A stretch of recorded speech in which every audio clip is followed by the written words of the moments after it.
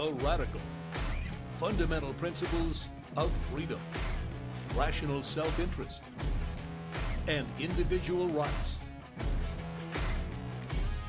This is the Yaron Brook Show. All right, everybody, welcome to Yaron Brook Show on this, what is it? It's August 1st. It's August, middle of summer. Hope everybody's having a fantastic summer and having a good week. We have a lot of stuff to cover today, and of course, we will cover anything you want me to cover in the super chat. All right, let's see. We're going to talk about war in the Middle East. So let's jump into that, and then we'll see what other stories we cover and how much of it we'll cover. There's, as I said, there's a lot to talk about. Some of it I've listed, some of it I haven't, but it is quite a bit. Yeah,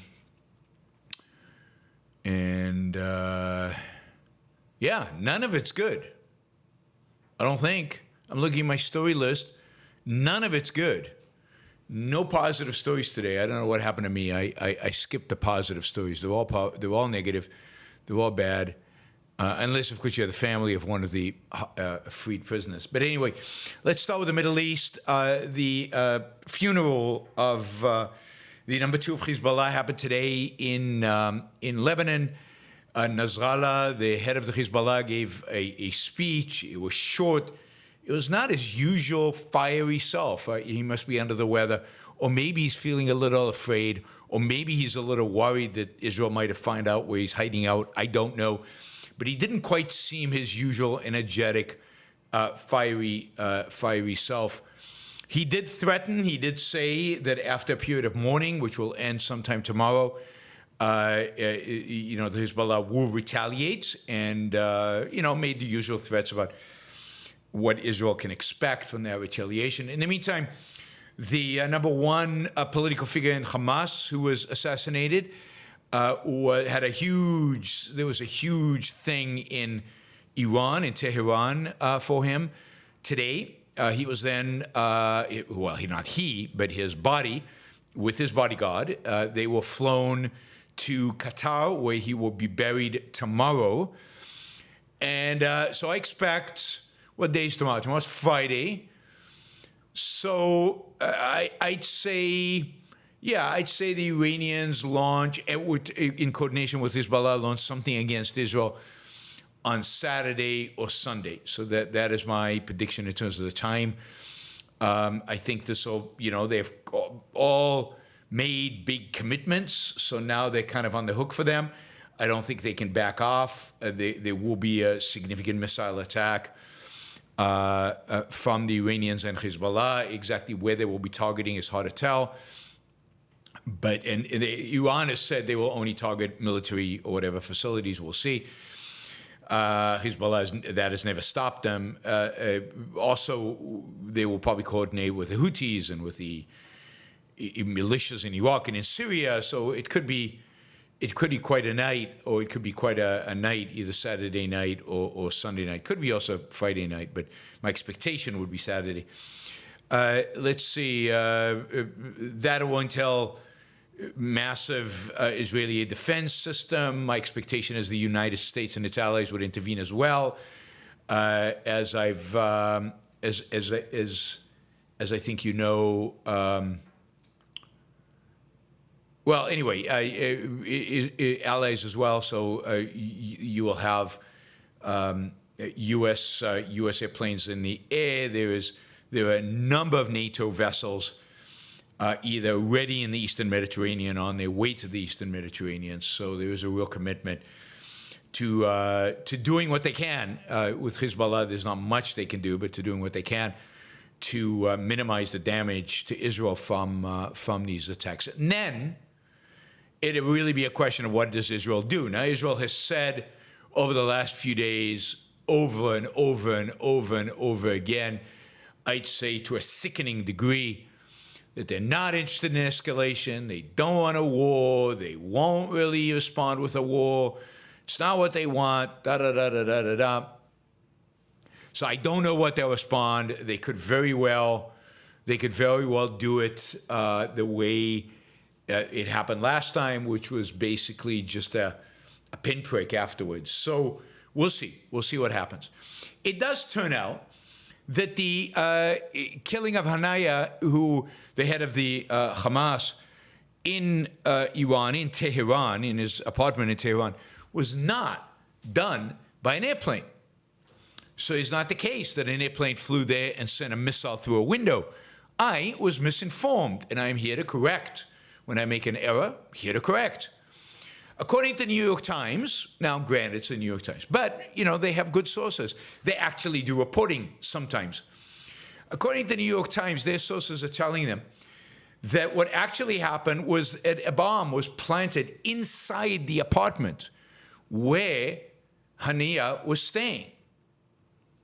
It turns out, according again to this story, that this bomb was planted about 2 months ago by whomever, right, by the Mossad, by Israeli intelligence, was planted in the apartment, and with the anticipation that at some point Hanaya would be visiting Tehran, and this is, I assume, the place he usually stays at. And it was remotely detonated and killed Hanaya and his bodyguards, so that it was an explosion from the inside out, not an explosion not a projectile that entered. Now, I don't know if this is the real story. I'm not sure we will know until the Israeli Mossad or the Israeli authorities are willing to disclose it. Israel has not officially taken responsibility for it, which suggests that it probably was a covert action, an action of the Mossad on the ground rather than something that was done from an airplane. Yeah, I mean, pretty stunning that Israel has the capacity, its intelligence agencies have the capacity to plant a bomb in an apartment inside a Islamic Revolutionary Guard apartment complex, in anticipation, knowing where this particular figure would stay, and then be able to detonate. So any way you look at it, where there was a plane, where there was a bomb inside, any way you look at it, pretty amazing, a pretty stunning achievement on behalf of the Israeli military, of the Israeli intelligence services, whoever actually executed this. So yeah, that is good. Not much more about any kind of war. Hezbollah has been quiet over the last 2 days, kind of as part of the mourning process for the guy who was killed. But I do expect that to change tomorrow, and then for the big assault to be on Saturday, although again, it could be tomorrow as well. Anything else related to the war? I think that's it.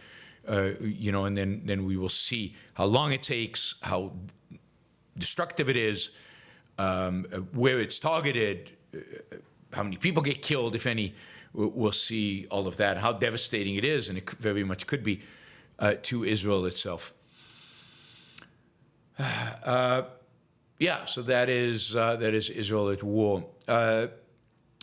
Russia has negotiated what's called a prisoner swap, not exactly a prisoner.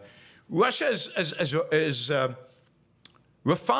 really refined the tactic or the strategy of kidnapping innocent people, kidnapping high-profile people that will have somebody in the West arguing for them and advocating for them, kidnapping them. That's not prisoners, that's kidnaps, that's hostages. And then using them in order to free, their various operatives who might be jailed in the West. And that's exactly what was done here. So as part of this deal, the Wall Street Journal reporter who was just sentenced to, 16 years in jail, Evan Gershokovich, was released, as was U.S. Marine Paul Whelan.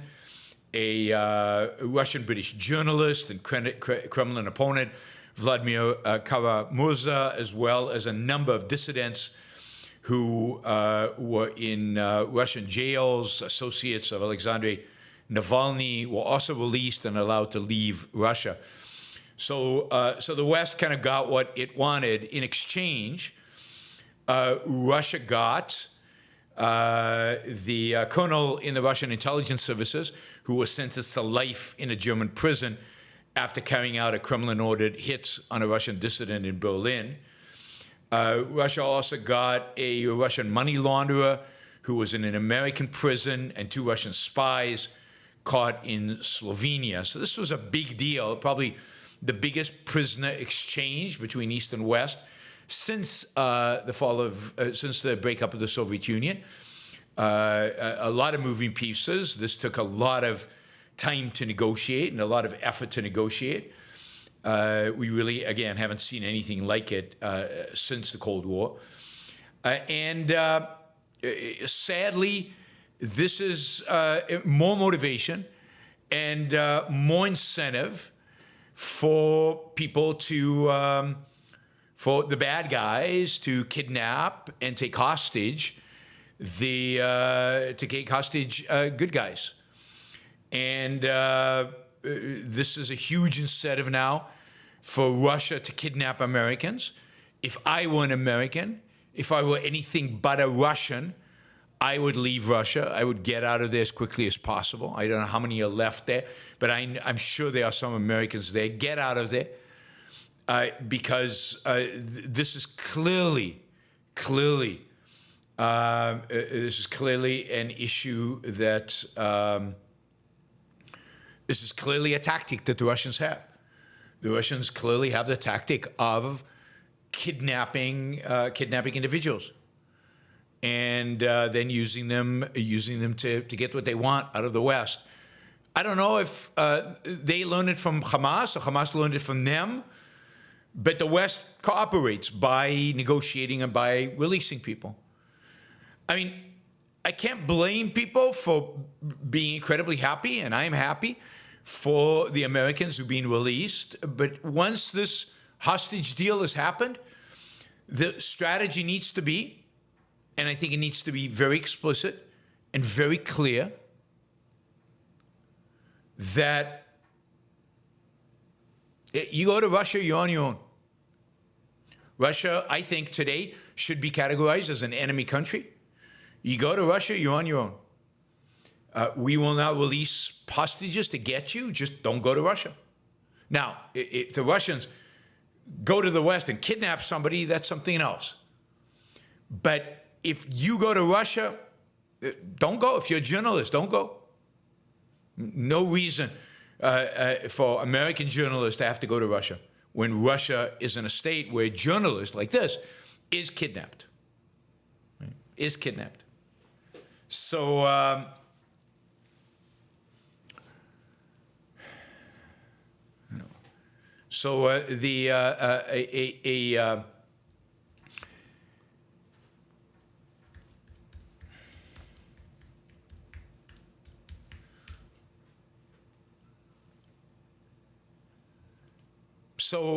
yeah, I do not think one should sacrifice one's own security, one's own people. One should not provide. People with an incentive. One should not provide people with a what do you call it? With an incentive to do the kidnapping, and it should be very clear: you're on your own if you go into Russia. Now, if America was willing to go to war with Russia, then okay, then go to war to liberate the people that they've kidnapped. But it should be like, you remember in the James Bond movies? He goes, and if you get captured, we don't know who you are, we've never met you, we've never heard of you, you know, you're not part of us, and don't expect us to come and get you. That has to be the attitude. So I'm really happy for the journalists from the Wall Street Journal. I hope this is a lesson to journalists. Don't go to these places. Don't go to these places. And if you do, you're on your own. You're on your own. That should be what the American State Department, that's the announcement the American State Department should make. And it probably is what the State Department adheres to, right? All right. What do we want to do?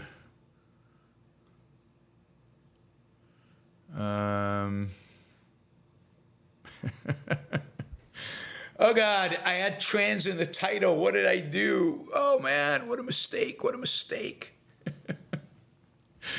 all my dedicated enemies who hate my guts are here. This is probably, they all come out of the woodwork, all the alt-right nuts who the trans issue is the #1 issue in their lives. They're obsessed by it.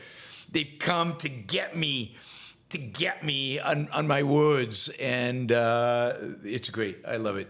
Thank you guys for showing up and wasting your time on the Yaron Brook Show. But we will tolerate you as long as you're not too distracting and offensive. Is it true, Yaron? Is it true? Did you say this stuff? Did you say it? You're going to have to wait until I get to the issue of trans. I'm going to hold you in suspense. Oh, God. I mean, people like John and the people I've so far, they distort everything I say.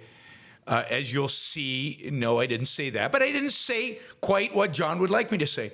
So, you guys want me to say certain things that I won't say, but I didn't say what he said I said. So I'll put it that way. But as always, my views are a little bit more subtle than the simplistic and kind of stupid views that so many people out there have about issues of sex, issues of trans, issues of transhumanism. How about that? What are you going to do with transhumanism? I don't know. It's going to kind of scare you guys, right? It's we'll get to it. All right. Oh, but this one will piss off the alt-right as well, so we're good. So this horrific event happened in England, in Southport, in England. A man went on a murdering spree against children. He killed 3 young girls and injured another 2. I think luckily the injured girls are out of hospital, so they're being released from hospital.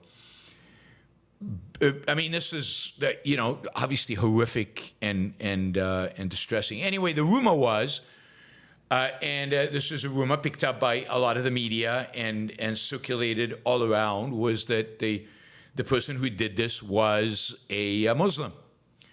Was a Muslim migrant to the UK. As a consequence, a group of people, I don't know, whatever, started rioting in the South Park neighborhood, and now it seems like I've not been following this closely on UK media. It started. Now the riots have spread to other places around the UK, and they've been rioting. They've been burning police cars. They attacked a mosque. They've been rioting, particularly, I guess, in Muslim neighborhoods, with the idea that they want Muslims out, that this is part of this Muslim invasion and Muslim attack, and the Muslims are the bad guys. And that's not crazy stuff. But this is not exactly a civilized response. And by the way, you guys just voted in a Labour Party. I mean, you couldn't have voted in a more welcoming to Muslims and migrants more general. You couldn't have voted in anybody more welcoming than them. So, kind of, this is the political system you have, and you chose in your political system to vote in Labour. So, God, the way to complain is not to go on rioting rampages. And I don't understand the people who justify this. I understand being angry, but this is not the way you address anger.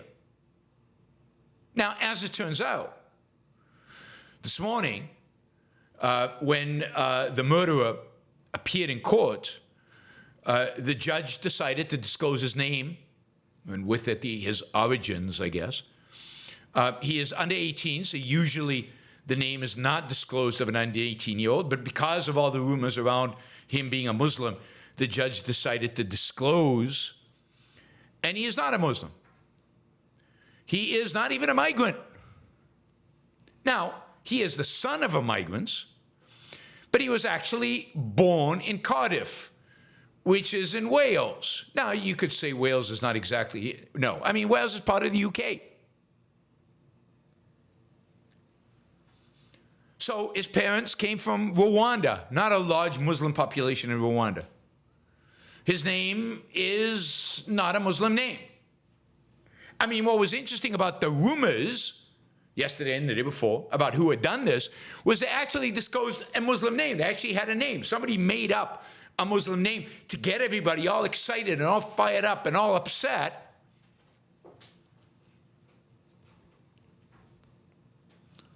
And they freaked out.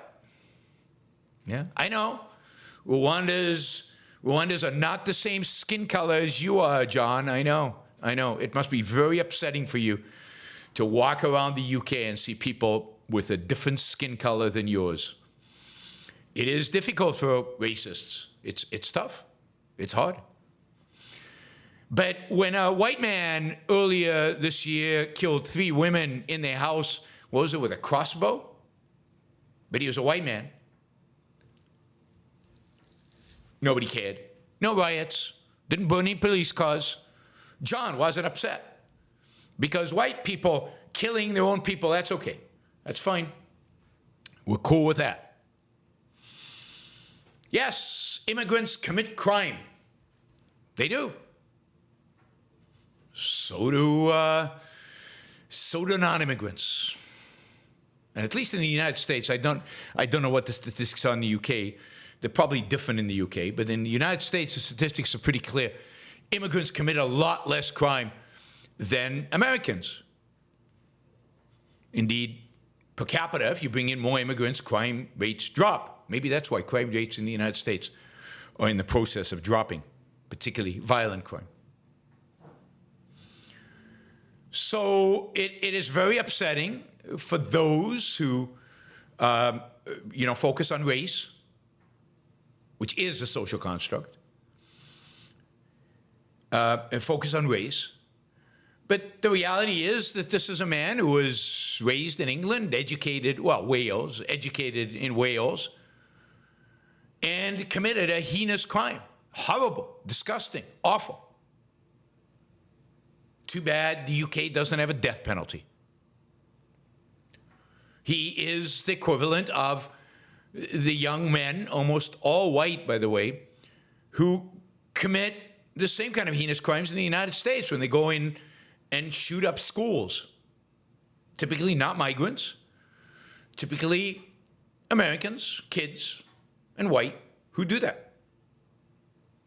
Right? Who do that. So, skin color defines whether you're Welsh or not. Skin color defines whether you're British or not. Skin color defines whether you're civilized or not. That is the racist creed. And I oppose racism in all its forms, whether it comes from the left or the right.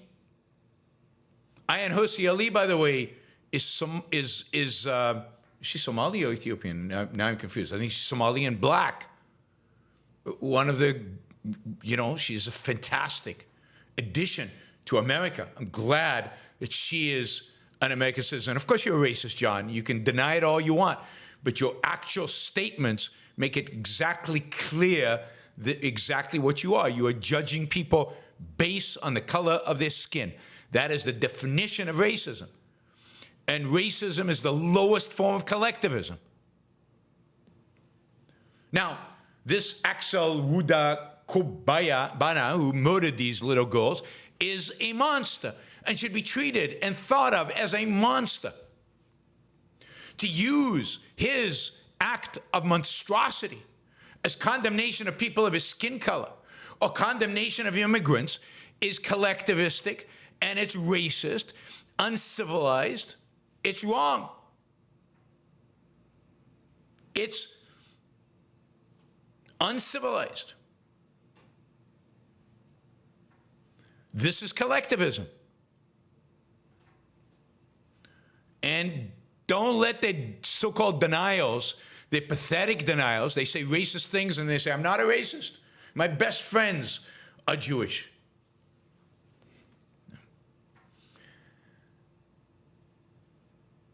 They can deny it all they want. And the fact that people go out into the street based on rumors, and the fact that, you know, British celebrities or people influential on the right take those rumors without knowing what they're talking about and spread them is despicable. And they should be condemned. And of course, they were rioting because they don't want Muslims, and today the riots are going to change because they don't want migrants. Yeah. But that's just a rationalization for the fact that they started rioting and they can't take it back anymore. So they have to rationalize it away. They have to justify it somehow. So, yeah, I mean, this is...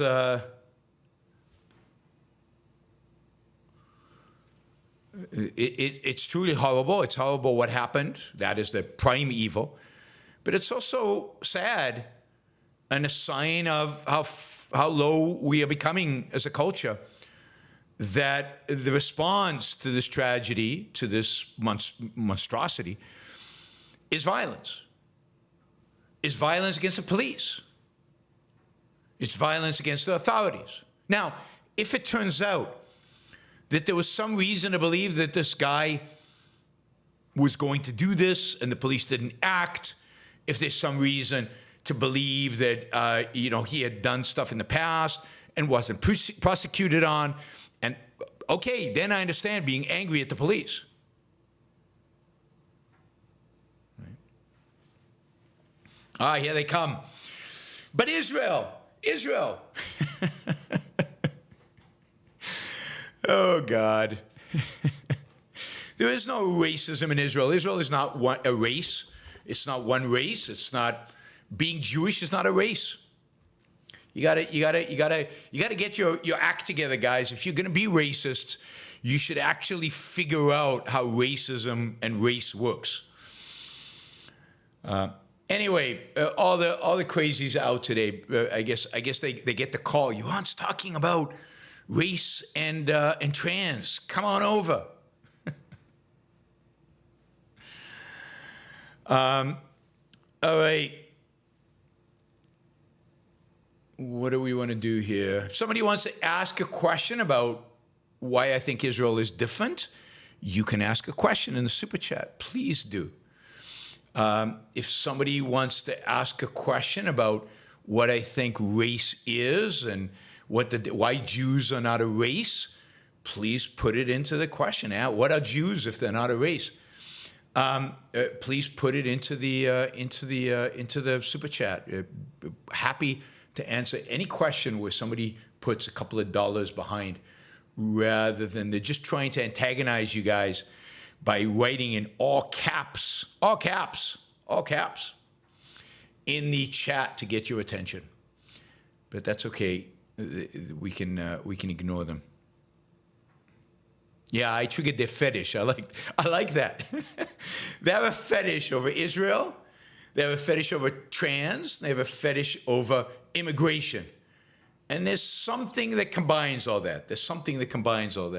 Their particular irrationality. But yes, these are the pseudo-objectivists in some cases. Some of them don't call themselves objectivists, who are actually just alt-right nuts. who like to troll me or bug me about these issues and try to peel you guys off. All right, let's see.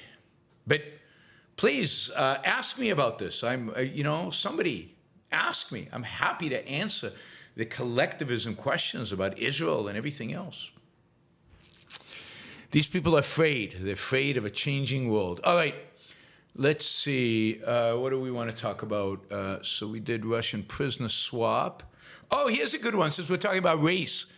Let's talk about Kamala. Let's talk about this idiot, Donald Trump. I mean, this is why he is loved by so many, right? This is why he's loved by so many and despised by so many. He goes in front of, a black journalism forum, whatever the hell that is, and to begin with, a kind of a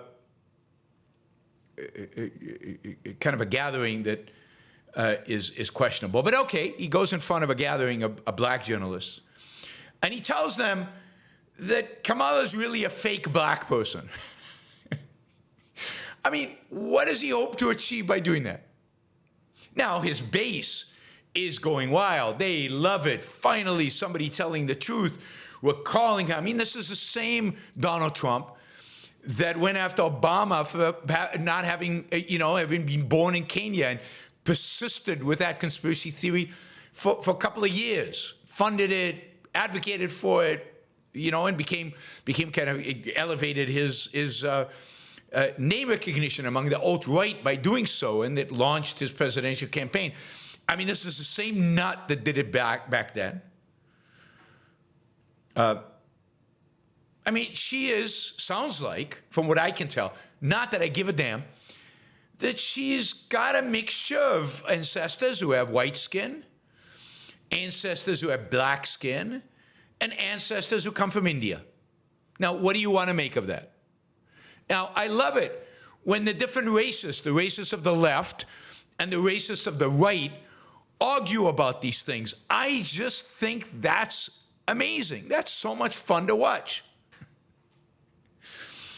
Let the racists have it. Let the racists go out there and argue about what percentage of your blood comes from a particular colored skin to make you that particular, what they call race. Like, do you know that in Brazil, if you have just a little bit of white in you, you're considered white, no matter what color skin you have. If you have a white ancestor, you're considered white. In America, if you have a little bit of black in you, you're considered black. That's the way, the racists in both countries have defined the categories. And I guess if you have a little bit of Indian, in this case she has 50% Indian, then you could you be black and Indian at the same time and white at the same time? Could you go all three? I don't know. Could you? God, I don't know. What if you're like, 1/4 Asian, 1/4 North African, and 50% European? What would that be? What would that be? Anybody want to give me a new name of the race that constitute? And you're an atheist, but your grandparents were maybe Jewish. Does that make you Jewish race? Even though, what's the race? You just call them mutts? Because that's my kids are that. So are they just mutts? I mean, this is the stupidity of the whole thing. But this is the world in which we live. Kamala is going to run because she has achieved great political success on this fact, because of DEI, because of affirmative action. She has achieved great success on being half black, half Indian, or black and Indian, and she doesn't recognize the white, whatever, right? So she's going to run on that racist. And then Donald Trump is going to run on the racist thing. No, I don't think so. I think she's actually more white than black. But she's definitely Indian. We know that. So God, this is the state of American politics. And this is the state of American discourse. This is what people want to talk about. This is the insanity of the world in which we live. Right and left have all become racist, collectivist, barbaric. This is what they hold.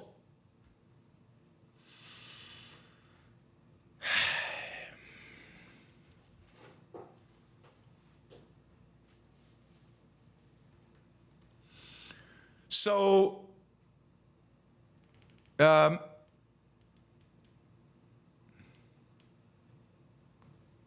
is Kamala black? Who cares? Is Kamala Indian? Who cares? Is Kamala white? Who cares? Kamala's a leftist. Her politics are horrible. You know, we can, she's not a particular nice person. She, has achieved much in her life, and at least some of it is based on DEI. All of that is true. It has nothing to do with race. It's nothing to do with their skin color. And it's disgusting and despicable that this is even a topic in a presidential race. Is anybody questioning whether she has any ancestor who's black? Yeah, she's a left pragmatist. She is dedicated to power, and but she is heavily influenced by a strong left agenda, whether she believes or committed to it ideologically or not. She is dedicated to it. Yeah, I mean, who cares? Who frigging cares? And the fact that people care tells you a lot about how racist our culture has become, both on the left and on the right. And I blame the Civil Rights Act, that the one provision in the Civil Rights Act that forced kind of affirmative action type policies. And I blame, well, three. I blame that. I blame the racist right that has always been in the shadows.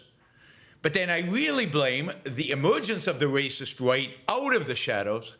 I blame on the evolving racist left, the left that has become super racist over the last 10 years, that has brought the right, these crazies on the right, completely out of the closet, and has basically legitimized them, and has made race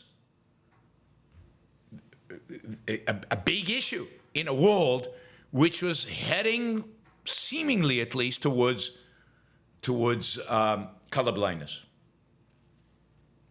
Towards colorblindness. You think Obama got us here on race? I mean, maybe you were more sensitive to that on Obama than I was, but I didn't see that, right? I mean, it's the universities who got us here on race. It's the intersectionality. It's the whole anti-colonialist race, ethnic study programs. It's all of that got us here. Right. So yes. So that is. I mean, it's hard to believe that is a big story in American politics today, and people are freaking out, pro-Trump, anti-Trump, over this issue of is Kamala a black or Indian, or maybe she's both, but that's kind of mind-boggling. People's heads are exploding that she could be actually both. Jennifer says, racists are too freaking lazy to take the time to get to know individuals. Yeah, I think you're being too generous, Jennifer. Laziness is, bad enough, but they're much worse than lazy in a sense, right? So they're too collectivist. They're too irrational. They're too blind and collectivist to take individuals, Yeah, it's worse than lazy. Thank you. Thank you, Jennifer. Let's see. Are you guys now debating who is black enough or who is not? I mean, is this a debate? Is this a discussion? God, who the F cares? Really, who the F cares? Only the collectivists, the various racists care. I mean, God, it's hard to believe that in the 21st century, America is still captured by its original sin, by the original racism that was right there in the beginning. It is just stunning that it is still here. And yeah, stunning.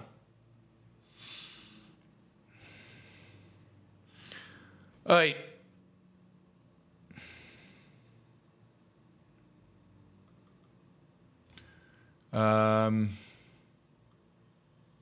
What do we want to say? Yeah, one more story, and then we'll do the boxer. It's weird, kind of weird, I guess. We don't have the details, so we'll find out, I think, in the coming days what the details are. But it seems like the United States the Justice Department has come to a plea deal, or maybe it's the military prosecutor, has come to a plea deal with 3 of the Guantanamo prisoners who were responsible for 9/11, Sheikh Mohammed and 2 of the others, who were clearly part of the Al-Qaeda hierarchy that planned and executed on the 9/11 terrorist attacks. And the plea deal is that they will plead guilty and I guess cooperate with prosecutors, although I think they've already cooperated, maybe under duress. And what the Justice Department or what the military prosecutors will do is they will not get the death penalty. They will get life in prison.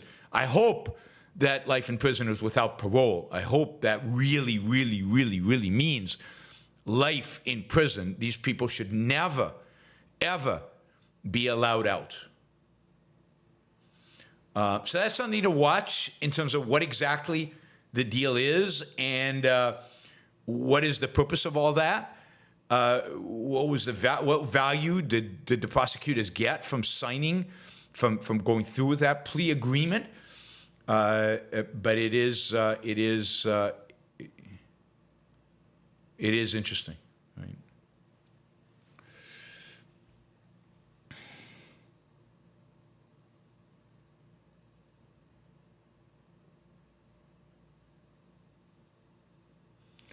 All right.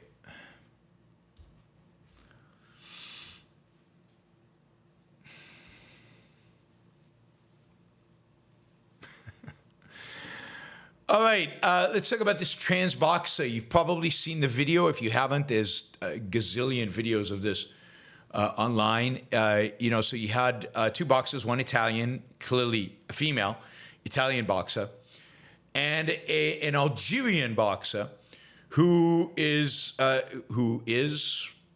tall, lean, significantly taller than the Italian boxer, and looks male. And they start off the bout, and the Italian boxer, after getting hit by this by the Algerian boxer, she stops the fight and basically says, "Yeah, I'm out. I don't want to fight this." And basically, she says, "Look, he's a man. That's a man. That's not a woman, and I don't want to get hurt, and I don't want to fight him, so I'm out." And the stories all hit everywhere I saw that this Algerian boxer was trans, and it was a man that had not clear, right, But trans could be that they've taken hormones. It could be that they've just self-identified as a woman. I don't know these days. It's hard to tell, although I suspect that it's from Algeria. There has to be some subtlety here, right? There has to be. Algeria is not exactly a country and a regime that would tolerate actual trans. So it's a little weird. The whole thing seemed a little weird to me. So the question really is, what is going on here? And of course, the Twitter and everywhere else explodes, just explodes, right? With this is trans, this is men competing in women's sports. And let me be very clear on this, and I've said this before. Trans, that is men who have become female or have identify as female, or taken the hormones, cut off their penis, whatever, should not be competing in women's sports. That's unequivocal. There's no meaning to that. They should not be in that sport. No matter how you want to treat them, no matter how you want to relate to them, no matter what you want to say about them, they shouldn't be there. The fact that they identify as such, but even if they actually go through surgery and hormone, they do not belong in women's sports. Women should be for women who are born female, who are born women.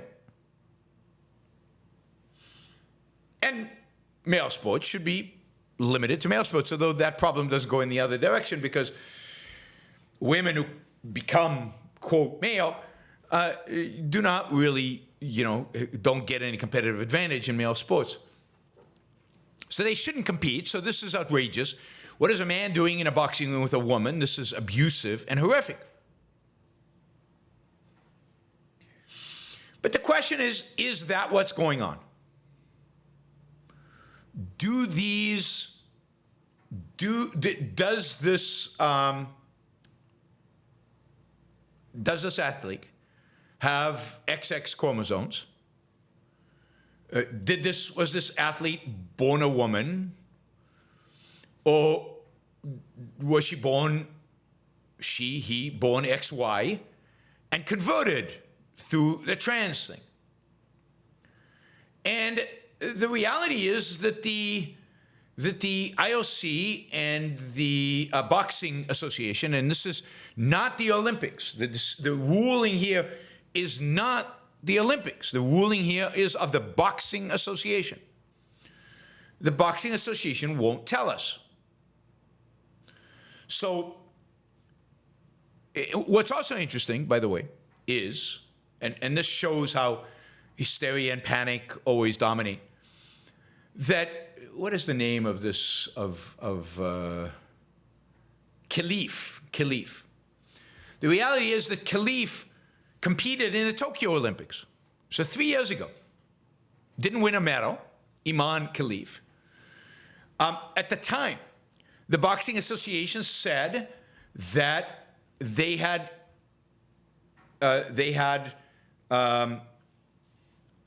verified the gender, or they had done sex testing and verified that Khalif was a woman. Now, I don't know what that means these days. I don't know how they verified it. I don't know what they did to verify it. Did they do a DNA test and verify that she was XX? It could be that they just looked at her passport, and in the passport it says she's a woman. But if the passport says she's a woman and she's from Algeria, it's probably a woman. Hard to believe that the Algerians would do it. Does she, quotation mark, have a penis? I don't know. Did they check? I don't know. And they won't tell us.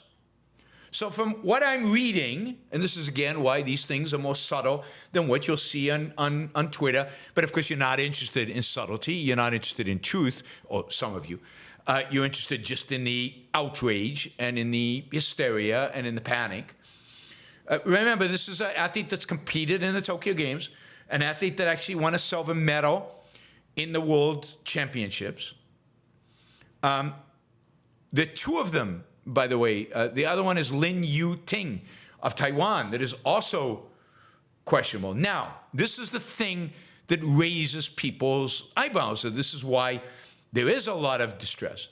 In 2023, the Women's Boxing Association failed both Iman Khalif and Lin Yu Ting, failed them based on a gender eligibility test.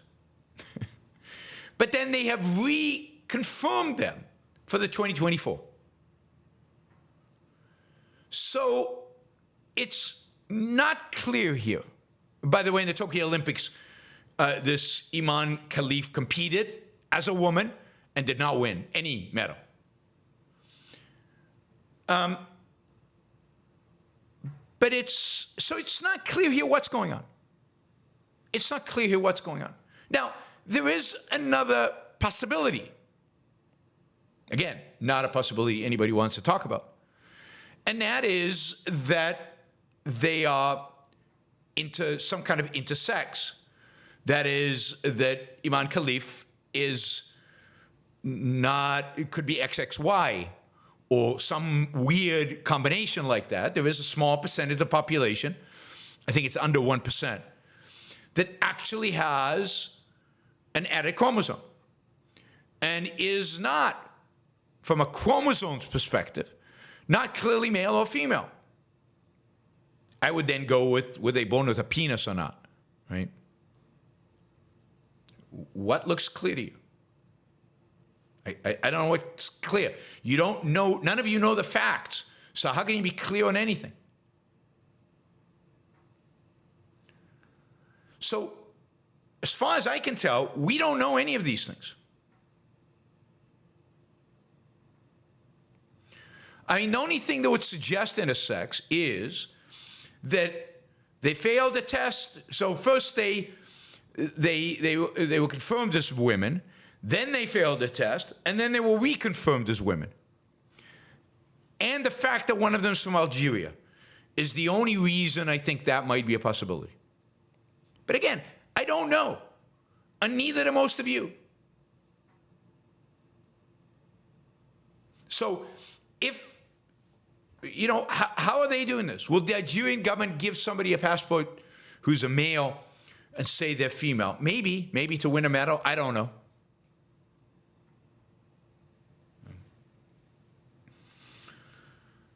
No, I think there's a reason to have a gender distinction. Now, I don't think women should box. I think boxing for women is wrong. I don't think they should fight in cages. I don't think women should be involved in fighting sports. I don't think that is appropriate. But, you know, that's just me being me. But you don't know. She's not a female. Maybe she is. I mean, everybody's decided that this Khalif is not a female. And if she's not, she should be disqualified. But how do you know she's not a female? Have you looked inside her pants? Have you actually done a test? Yeah, I hated $1 Million Baby. I don't like boxing generally. I don't like it as a sport. I don't like it as an activity. I don't like what do you call it, MMA. I don't like fighting. I don't like fighting sports. I mean, wrestling. Wrestling's okay with rules, and they don't hurt each other. There's no actually breaking somebody's nose in wrestling. There's no actually breaking somebody's arm in wrestling.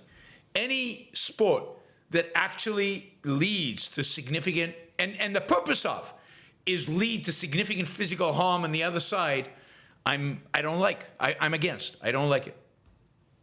Okay.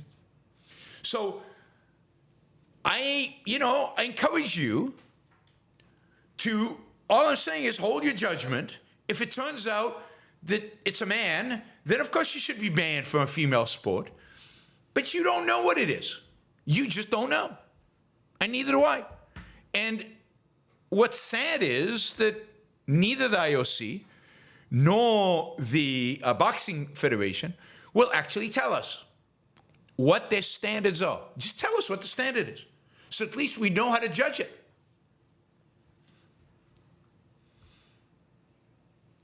I'm okay with rugby. You know, I don't know the stats about rugby, right? I mean, I used to be much more. I'm not a fan of football anymore because of how many of the athletes suffer major medical and particularly cognitive problems when they get older. And the fact that there are technologies that would minimize particularly brain damage by rejiggering the helmets and changing helmet structures, and they're not doing it. They won't do it because it's less manly or whatever. So those things are, to me, at least, I don't like sports in which people actually, particularly cognitive damage, but the idea of women trying to break each other's nose, I'm sorry, that's not feminine. It's just the opposite of being feminine, and I don't like it. Men, I get, men fight, okay. Women, you know, once they reach over teenagers, they shouldn't physically fight. So I don't like, you know, if rugby is repeated punching in the head and choking, obviously then I don't like rugby. So there you go. Although, and I wonder if the female rugby is the same as the men rugby, if their attitudes are the same. Wes, thank you for the sticker. Really, really appreciate it. I'm really going to get in trouble as I write off a bunch of sports, you know, and I'll be called, I don't know, a male chauvinist, something or other, because I don't want women fighting, physically fighting. Capital Spy, thank you for the sticker. Silvanos, thank you for the sticker. And Wes, thank you. Really appreciate the $50.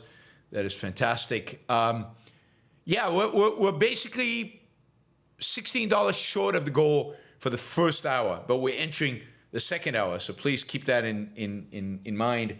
I know I've upset many of you, so you know, you guys are not gonna be participating. All right. What else? What else can I say about? Yeah, be objective. That's what I can say about these things. You know, just jump onto the first thing. Jump onto the first right-wing nutty bandwagon or left-wing nutty bandwagon, and jump. Facts don't matter. Reality doesn't matter. Knowing what you know and what you don't know doesn't matter. Just play your you know, your biases. Just go with them. That's being objective. That's good. That's good. Even this issue of this trans athlete is somehow left or right, where it really is just an issue of the science and them actually telling us. I mean, the IOC has said that no personal information about boxers' medical histories will be disclosed. They've been competing in boxing for a very long time. They've achieved all the eligibility requirements in terms of sex and age. We're following the rules in place in Tokyo. The IOC does not provide a framework to the international federations. And the Boxing Association, again, will not say what their standards are. And my standard is very simple. If it's a male, she shouldn't be fighting against females. And you can check that with chromosomes. You can check back with whether they have a penis or not. That is good enough for me, right? If they're XX, they're female. XY is male. If they have a penis, they're male. Everything else is irrelevant. Now we could do testosterone checks for athletes, but I think you'll find that a lot of the female athletes have very high testosterone. And the reason they have very high testosterone is that partially all the exercise, all the muscle building that is involved in becoming a female athlete actually raises your testosterone as a female. Females have testosterone. And, so it actually raises testosterone, and it actually impacts how they develop as females. How they develop as females. So I don't think you can do it on testosterone. You actually have to do it on either the chromosome level or the eye check, as you will, the penis check. And I don't know what the Boxing Association is doing. And neither do you. So, I don't know. Stop it. Be objective. Oh, Yaron is fighting the left. He is the left. Yeah, I'm the left. I am the left. Me. The free market capitalist, the laissez-faire capitalist, is a leftist. Who could have figured it out?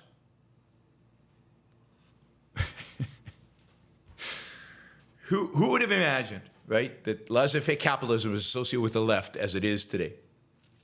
Because trans is actually the only issue that matters, and trans as interpreted by, I don't know, the right who is preconceptual, pre-perceptual, because they don't know that this dude has a penis. They don't know what it is, but they've decided because Twitter told them. So what do you call somebody who just goes by what Twitter tells them? Oh, mindless. That was it. Mindless and second-handed. Carolina, thank you. Jason, thank you. We appreciate the support. All right, let's see. What was the next story?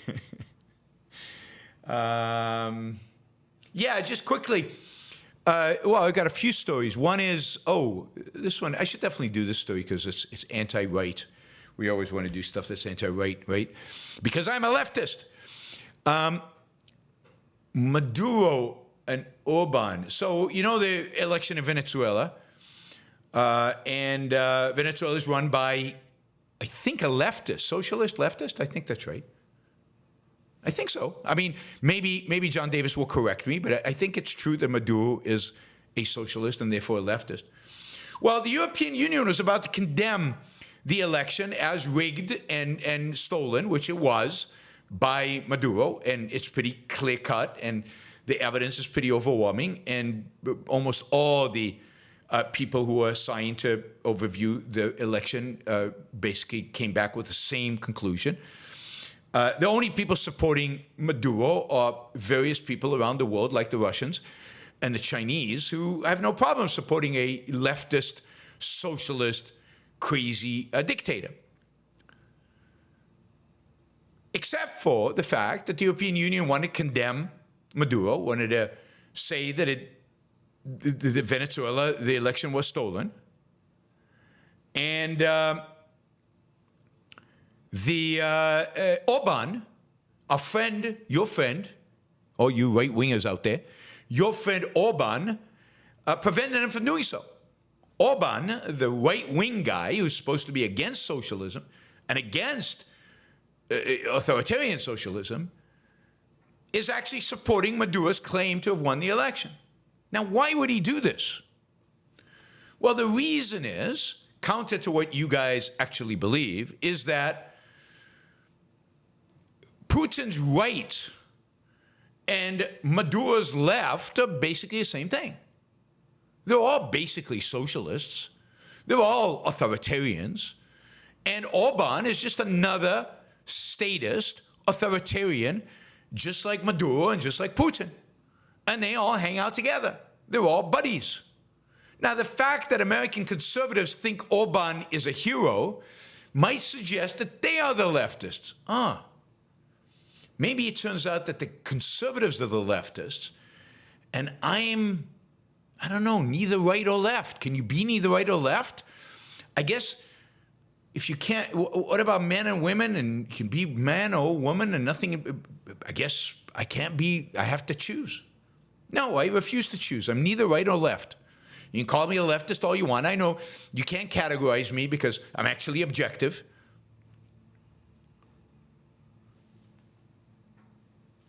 But Orban has basically endorsed Maduro. There's something for you, right?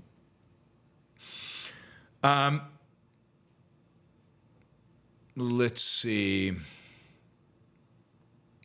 Nobody's asked me about any of the lies told about me about trans in the super chat. You guys should ask me questions. I didn't answer everything in my comments. You should ask me.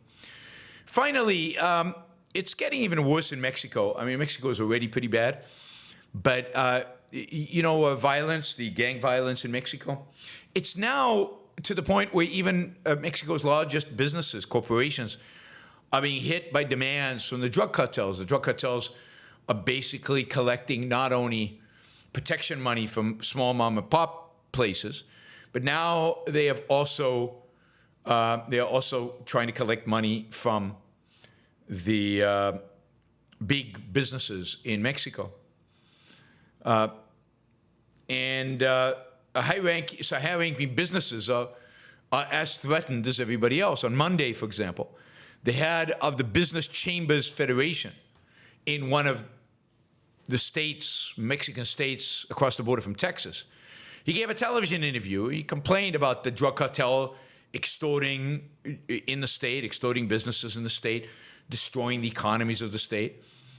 Hours later, on Tuesday, he was shot to death outside his offices, which are right across from Brownsville, Texas. He had said in the interview, quote, "We are hostages to extortion demands. We are hostages to criminal groups." And he was killed for that. And this is continuing. The FEMA Corporation, which operates OXXO, which is Mexico's largest chain of convenience stores, announced last week that it was closing all of its 191 stores and 7 gas stations in another border city, Nuevo Laredo, because of the gang problems. And the thing is about the gang problems, and this is kind of the whole question of the rule of law, is that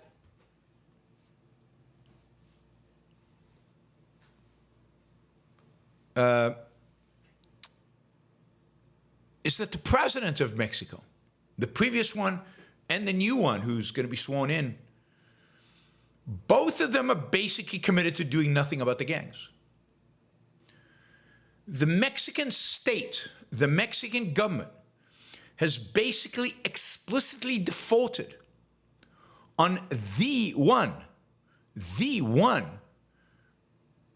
primary responsibility of the state, which is to protect its citizens from violence. And it's not that they're saying, we're trying, it's hard. They're saying, we're not going to try. We're ceding control of vast areas of Mexico to the cartels. Now, this is exactly what you're seeing in Mexico right now, is exactly what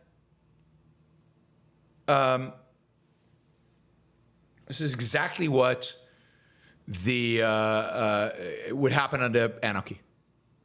This is what anarchy looks like. This is exactly what the anarchists hope will happen.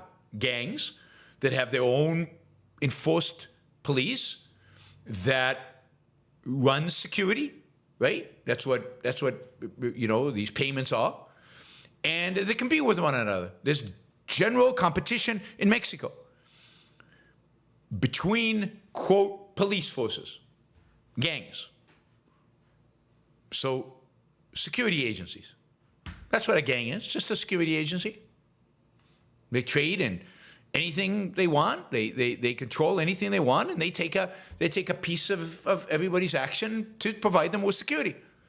And if people won't pay, then they lose the security protection when the gang themselves come and kill them all, or loot them, or whatever. And then they fight among each other for territory. And basically, what the Mexican government and Mexican state have decided is to create an experiment. Thank you, Mexican government, because now we can look and see exactly what it is in so-called anarcho-capitalism. Right across the border, you can check it out, look exactly what's going on. That's what the anarchists, in the end of the day, are arguing for. All right, final story, and Ian, this was my next thing, right? It's right here on my page. So it's not that your question prompted this, although thank you for the question. and it could have prompted it, and that was fine. But next item of the news was here. The reason I did Kamala first was because of the issue of racism, so I brought it up.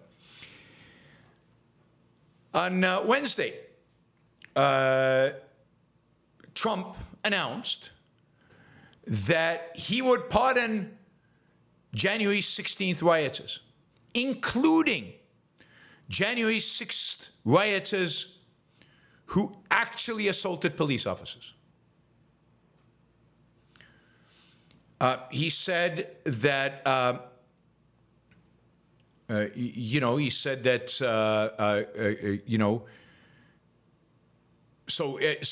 when he said he would pardon the rioters, the questioner said, "My question is on those rioters who assaulted officers.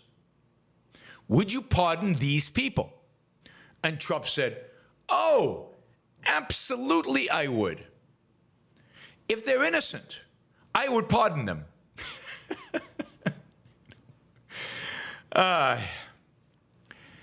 When the interviewer said, "But they were convicted." And Trump said something like, "Well, it's a tough system. It's a tough system." In other words, in the party of the rule of law, in the party of law and order, in the party that is opposed to violence and opposed to increasing crime by immigrants and others all over the country, if you beat up on a policeman, but you had the right political motivation, you're free and clear, no problem, let them go. Now, he's not unique in this. Take all the demonstrators at Columbia University who were arrested for occupying buildings and for harassing students and for doing violent things. Not one of them will be prosecuted. Same in LA. But notice how similar now the left and the right are. Neither will prosecute their own people. Neither cares about the rule of law in this country. Neither one cares if the violence is for a good cause. Violence is okay if it's for a good cause. Now, if this is not setting us up for political violence, if this is not setting us up for American decline into authoritarianism, I don't know what is. We do not have a political party today. We do not have a political party today, neither Democrats nor Republicans, who are willing to stand by the rule of law, who are willing to actually prosecute criminal behavior. The Democrats in Democrat cities will not prosecute people who beat up on Jews, who occupy buildings, because the cause is a good one. Trump, Republicans will not prosecute criminals who beat up on police because it was a good cause. Because it was a good cause. I mean, this is the authoritarian nature of the system in which we live. And in that sense, and here, you know, everybody saw them beating up on police on TV live. Live. Not the kind of recut video that Tucker Carlson did of the September 6th riots. The actual live pictures of people beating up on police, more than one of whom were killed. Oh no, but Donald Trump is going to pardon them. Pardon them. Because, you know what, they were fighting for him. The one thing Donald Trump appreciates, the one thing he appreciates is loyalty. He is loyal. Anybody who's loyal to Trump, doesn't matter. Even if they kill somebody in the middle of Fifth Avenue, he will pardon them. That's the only thing that counts. And people who are not loyal to him, well, they're gone. They're gone. Isn't it amazing how many of the people who worked for Trump, how many of the senior people who worked for Trump in cabinet officials, in senior positions in the administration last time, will not endorse him this time? It's just the numbers are staggering in terms of how many of them won't. Because they learned firsthand intimately what a corrupt, horrible, despicable, low human being he really is. It's all about loyalty and obedience. No, I think it's loyalty. Loyalty no matter what. He didn't tell them to beat the police, but they did it out of loyalty to him. All right, Ian, thanks for the question. Thanks for the $20. $20 down the drain, as you said, because I was going to cover it anyway. All right, guys. Thank you to all the super chatters. We'll get to your questions now, and we will cover them. Although not a lot of questions, so I have to say, not a lot of questions. So this show will not be that long because we have less than 10 questions, I think. Usually by this time we have a gazillion more questions.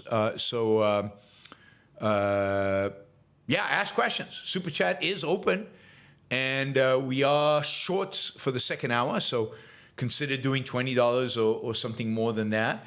If we get a bunch of stickers with big dollar numbers, I'll keep talking. Even if there aren't any questions, there are other stories I could talk about. We could just open up the newspaper and take a look, so that's easy. But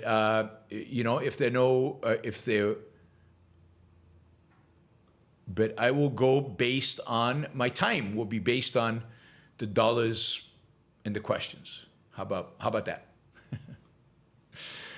All right. Let's see. I did want to mention a few things. Some of my sponsors. If you live in the Chicago area or you are able to travel to Chicago, there's this amazing movie, We the Living, based on Ayn Rand's novel, We the Living. And it is, I think, the best movie based on her novels, better than The Fountainhead. It was made in the 1940s in Italy without Ayn Rand's permission. But she did discover it in the 1960s and thought it was amazing. It was very good, put it that way. Anyway, it will be in Chicago on August 3rd at the Facets Theater. Doors open at 5:30. There will be a kind of a talk beforehand explaining the provenance of the movie, the backstory, which is amazing. I mean, the backstory is really, really, really fascinating. It involves Goebbels and the Mussolini, the Nazis and the fascists. And the backstory is interesting. The backstory of how Ayn Rand got it, of how it was edited. That will be provided by producer Duncan Scott, who's presenting. If you've seen an old version of We the Living, this is cleaned up and restored, both audio and video. Subtitles are better, so you can now read it clearly. Anyway, I think it's gorgeous. It's got a fantastic actress. All the actors are fantastic. Italian actors from the 1940s. Alida, I kept saying it wrong. Alida Valli, who is amazing as Kira. So yeah, go. Fly to Chicago. Do it. It's August 3rd, so in just a couple of days. WeTheLivingMovie.com. WeTheLivingMovie.com. WeTheLivingMovie.com. I would drive there if I lived within a couple of hours, certainly, of Chicago. All right. Also, I have a new sponsor. And that is John Bobbin, who has a podcast. A podcast that deals with supplements, exercise, diet, health. He tries to distill and simplify kind of all the millions of advice that you get online from Atiyah and Huberman and Rhonda, Patrick, and all the other people, that hundreds of them really, who are constantly on there providing advice. He tries to distill it and make it clear.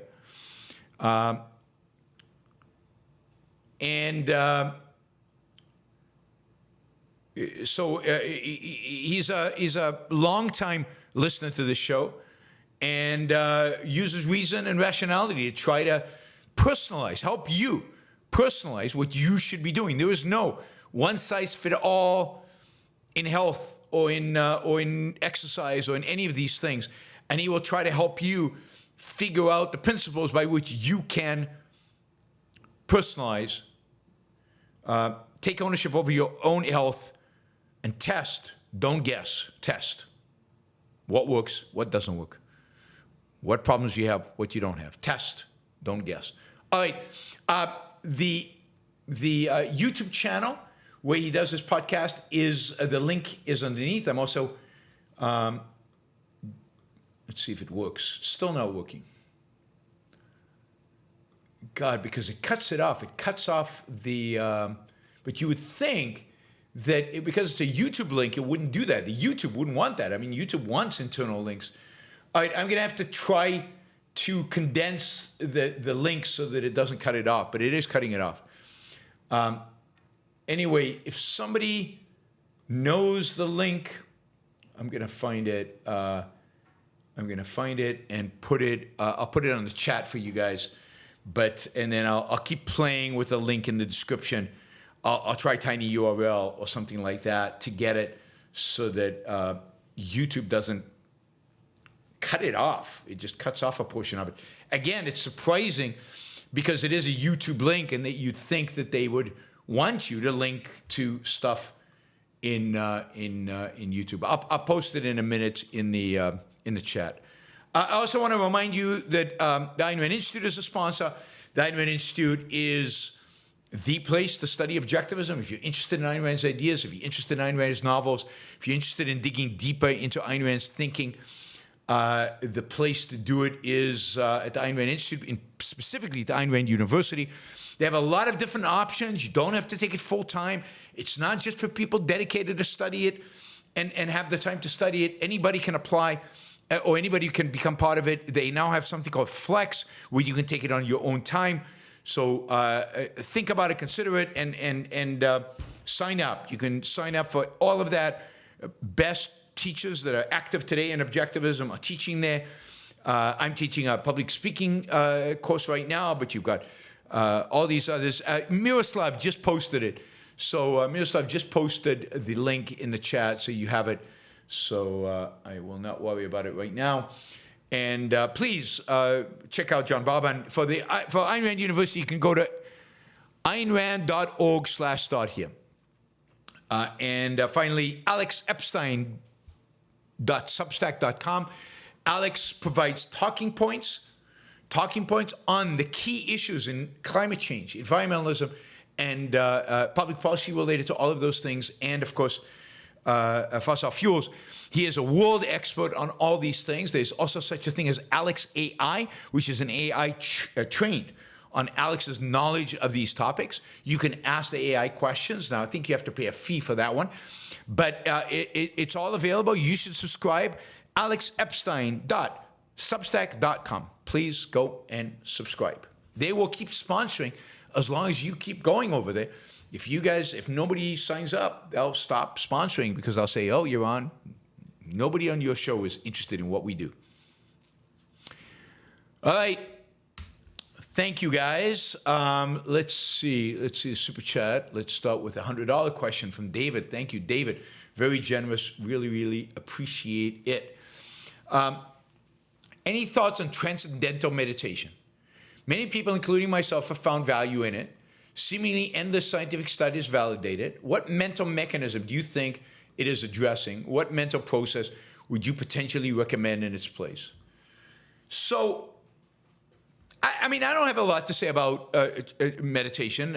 Obviously, people do find it valuable. I think it is a state that allows your mind to rest, in a sense, to achieve a certain calm, to eliminate stress factors, and it allows for more energy to be devoted to focus once you get out of that state. So it is a state that can help calm emotions and just allow for better focus. Now, I do not know that from first-hand experience, because I have never been able to meditate. I've tried. If I can get to that kind of state, I fall asleep. So it either nothing happens or I fall asleep. But whatever state you guys enter that is considered a meditative state, I have never experienced. It's just never happened to me. And I've tried. So, I can't say that I've had firsthand experience. And it is kind of some of the methods they use for meditation I use to try to get myself to sleep. Doesn't always work, but sometimes it does. And that's the point. What the meditation allows you to do is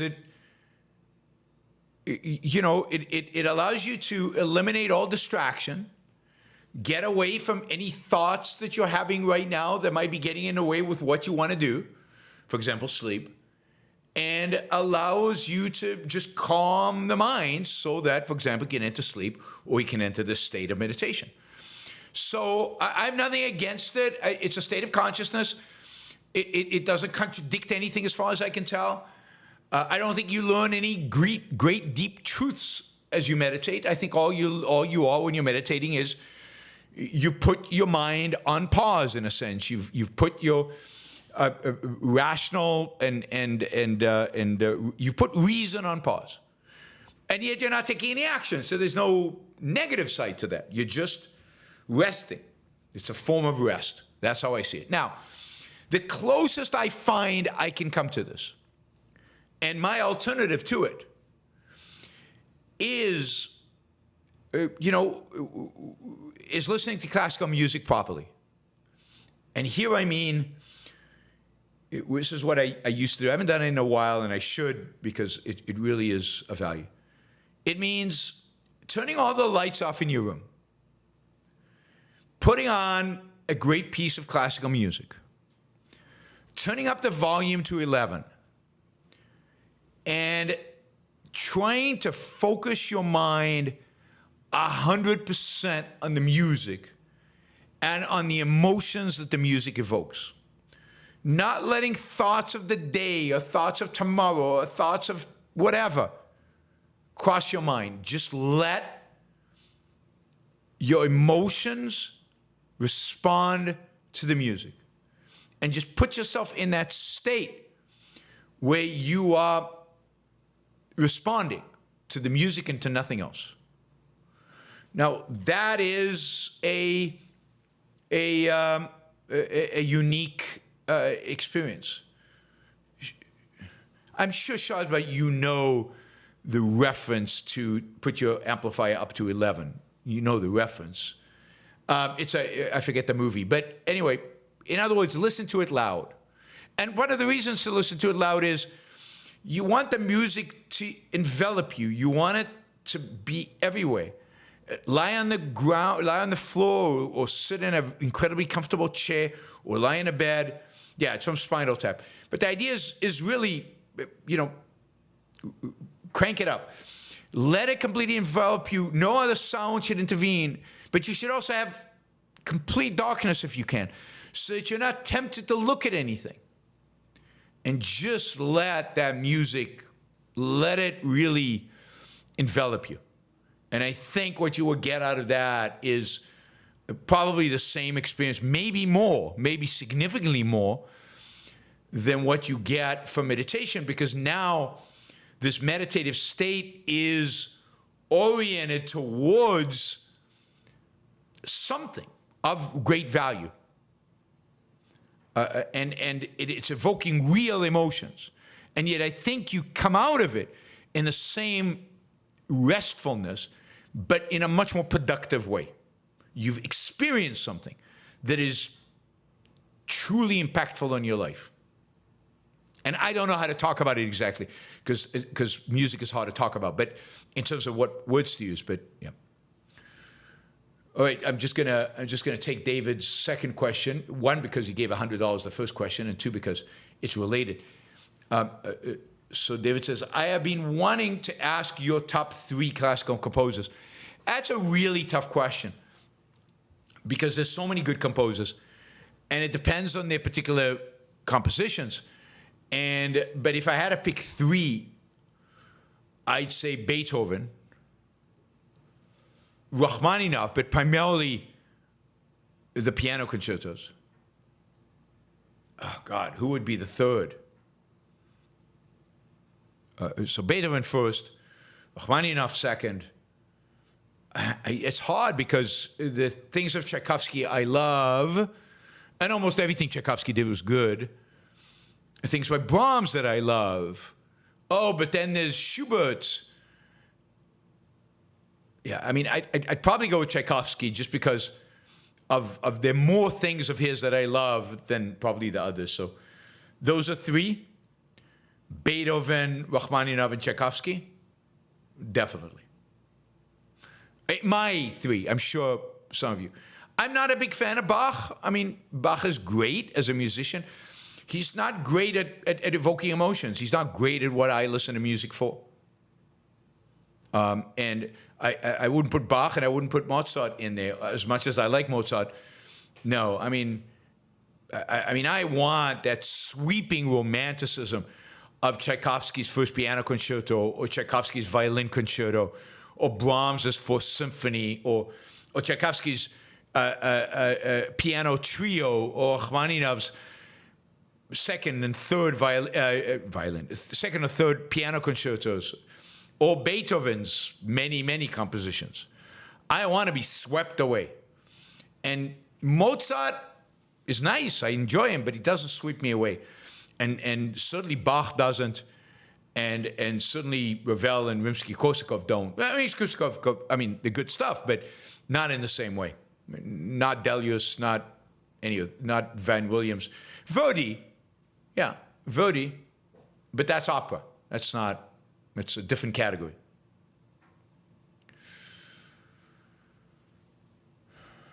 All right. I don't listen to classical music when I read. How can you read and listen to classical music? Can't do two things at the same time.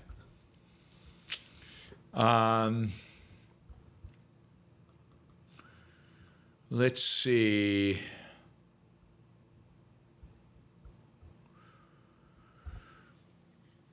All right. David asks another question.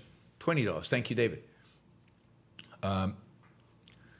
Let's see. If we ended the war on drugs, all of this would be over almost immediately, don't you think? That is the cartel war. Yes. I mean, it wouldn't be completely over. Criminals would take a while to unwind, and they, in the meantime, have a whole extortion business. But their primarily source of funding would dry up, and their primary source of criminality would dry up. And I think it would become much easier for, let's say, the Mexican police to take them out. So, yeah. The war on drugs is the evil that makes much of the violence today in the world possible. And it should be ended. It definitely, absolutely should be ended. I'm for complete legalization of drugs. I'm a huge fan of Brahms. I like some of Sibelius' Violin Concerto, Second Symphony, but not everything. The latest symphonies are too weird. Yeah. But it's the problem with classical music. There's a lot. There's some pretty minor composers who have written some amazing pieces. So yeah, cartels would go away, would disappear, would be crushed without the drugs. And they would have no problem but to go back to subsistence farming or doing something. Or they would just die in the confrontation with the police. But the reality is that once you take away their main source of funding, their existence becomes, they go away. What are they going to do? They don't produce anything. Right now, they actually produce something. They produce drugs, and they market them. But once you take that away from them, what are they producing? Legalize prostitution, legalize gambling, legalize drugs, and the mafia is gone. It's gone. Liam, I don't think I agree with you in regards to rights of POWs. Both domestic criminals and prisoners of war have rights. Their rights are diminished, but they still exist just by the nature of being human beings. Yes. Well, I mean, it depends. Yes, I agree with you that they have diminished rights. My point was that if you're in Stalag 13, run by the Nazis, the fact that you have rights is really irrelevant to what the Nazis are going to do to you. They don't care about your rights as everything that they've done. That is, usually the party that initiates war doesn't care about rights. Now, the party that is defending their POWs, they now have to have some kind of criteria by which, what do those diminished rights look like? This is why I don't believe they should be, prisoners of war should just be killed gratuitously. I don't believe they should be tortured gratuitously. That is, there have to be some criteria by which the rights are diminished, and those criteria should be as objective as possible, and somebody should come up and think about what they should be. And a rights-respecting, rules of law respecting country should abide by those diminished rights. So I agree with that. But my main point yesterday, or whenever it was that the Nazis, when you're in a Nazi concentration camp, a POW camp, whatever rights you think you have, or whatever rights you have by nature, it doesn't matter, because they are not going to abide by them. They don't care. This is why international law and this is why conventions don't matter. And they will be tried afterwards because they violated your rights, not because they violated international law. Because they're monsters and they deserve it. They deserve it. Conventions didn't make one iota of a difference. What made a difference is some commandants were not monsters, and some were monsters. In some stalags, they killed prisoners without hesitation, and in others they didn't. And it all depended on the whim of the commandant, not on the conventions. Some commandants treated prisoners in one way, others didn't.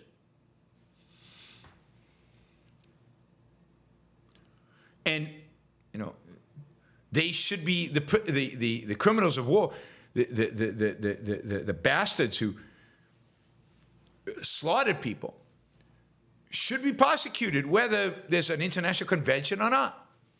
If they are responsible for killing people, even if it involved following orders, if they are responsible for killing civilians or killing prisoners of war, then they should be tried, not because there's a convention, but because they're monsters for doing so.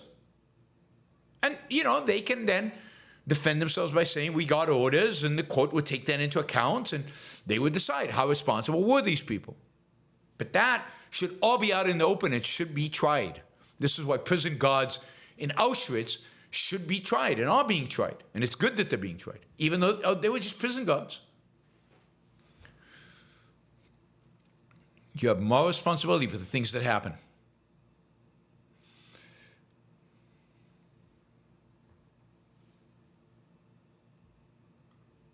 Yeah, Germany behaved better towards its prisoners of war than did Japan, okay? That was just the fact that the officers who ran the POW camps were typically not from the SS. They were typically from the services and were typically not monsters. But that was just luck.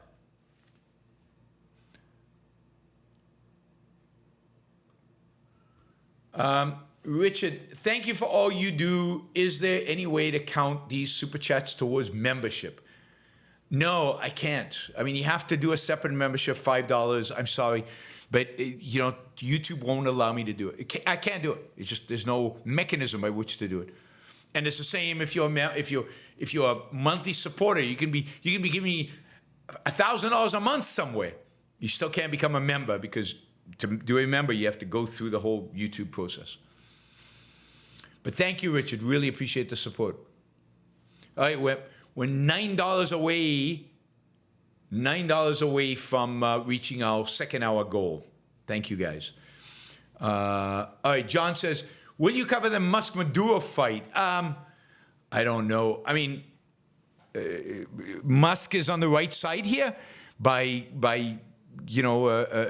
calling Maduro what he is, and Maduro is taking it personally, which is great, and now threatening Musk, and the whole thing is kind of bizarre and surreal and weird.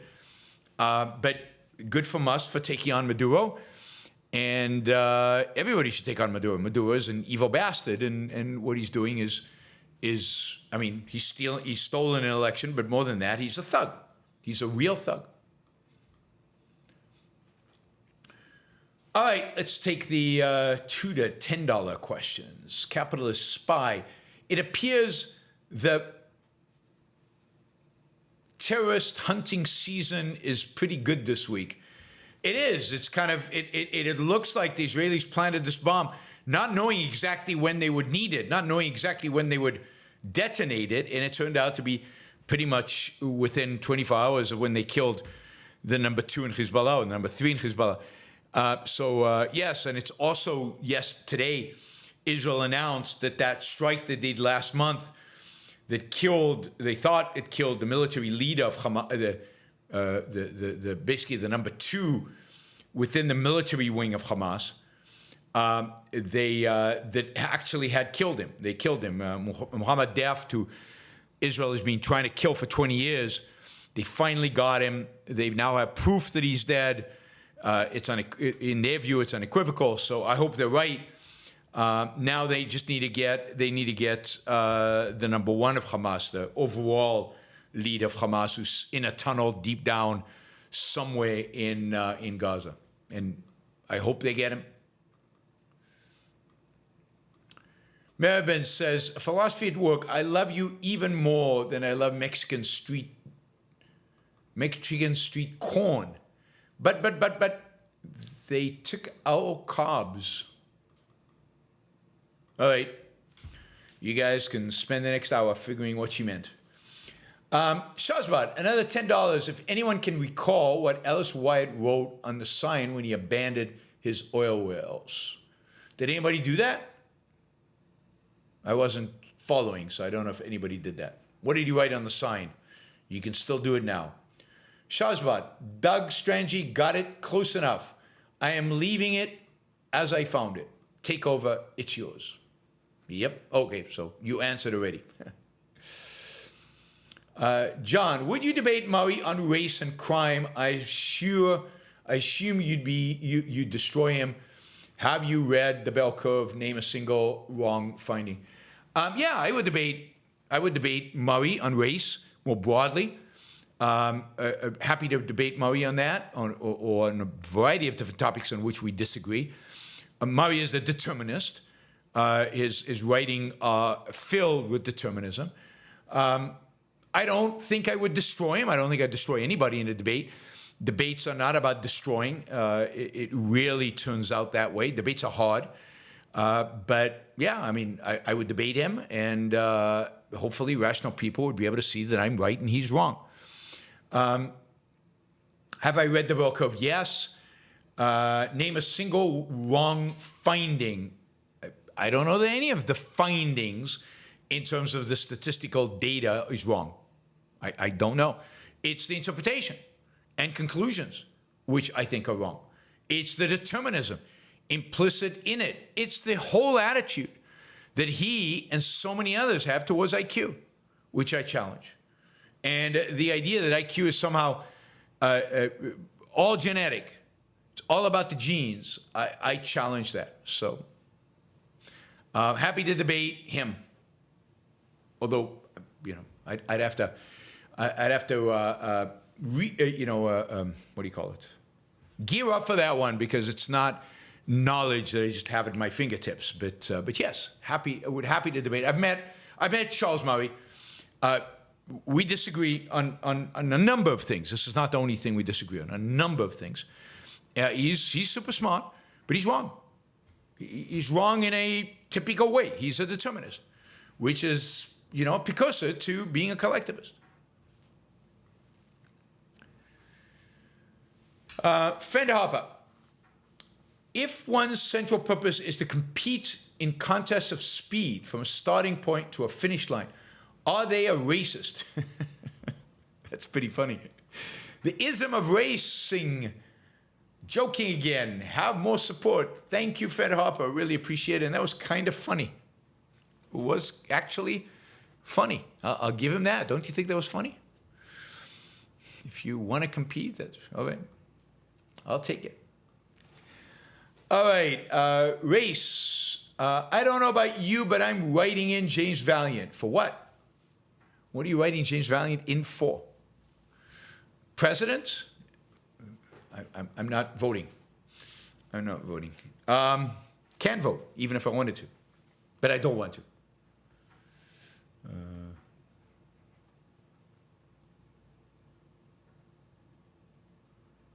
All right. Fred Harper. These days, there are two main camps. Women is adult female, and women is anyone who embraces femininity. The culture fights itself over these two ideas of women. I mean, women is an adult female, but, you know, what does that mean in terms of actual practice in the world out there? If somebody is dressed as a woman and wants to be treated as a woman, that is, wants to be referred to as a woman, why would you deny them that? What is it about that you would deny them, right? I mean, and does that make them, I mean, I think it's kind of sad because there's obviously something going on there that where their biological identity is not matching something, and that is psychologically sad. But why would I harass them? Why would I treat them badly? Why would I, just to stick it to them, call them a man? Puerto Ricans legally are not allowed to vote for president. That is absolutely right. So I've told this story before, but I've gotten to know Deirdre McCluskey, one of, I think, the best economists out there, one of the best cultural, well, not cultural commentators as well, economic commentators. She is a, one of the things she is a,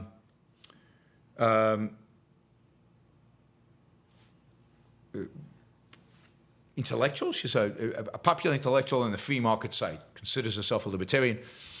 And she used to be Donald. And she's done the hormone treatment. I don't know how much surgery she's had. I haven't asked. I don't really care. And she calls herself a woman, and she behaves like a woman, and everything about her is a woman. Why would I not say she when that's the way she wants to be referred to? And what does it bother me what she's done? I mean, I'm sad. I mean, she's obviously gone through a lot of trauma in her life. Donald had, I think, 4 kids or 3 kids or something. They had kids. And the kids don't talk to her because since she did the transition. And, you know, it's if anything, the whole thing is kind of sad. And why would I? And she's brilliant. Like she's wrong on a lot of things, and we disagree, and we have these passionate arguments, and you know But why would I show her disdain? I treat her as an individual. I treat her as a mind, and as a mind, you know, if more minds were as capable of hers, the world would be a much better place. So, you know, and why am I going to make a big deal out of it? Again, I would say it's sad. It's unpleasant for them. But I enjoy her company. Even knowing, and I know some of this is horrific for you guys, I enjoy company, even though I know. And I wouldn't have known. If nobody had told me, I don't think I would have known. And she jokes about it, and she makes fun of it. Now, is she a man or is a woman? Well, I mean, yes, technically, she's a man. But she wants to be referred to and addressed and everything else as a woman, then so be it. Why is that problematic?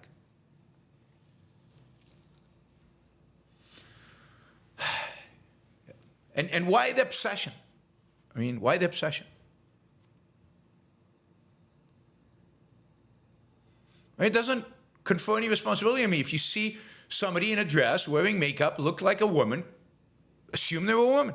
And even if you hear that they're not, but what's the responsibility exactly? Roy says, why does that confer responsibility on us? Doesn't. I think it's rude to refer to them as something different than what they are presenting themselves as.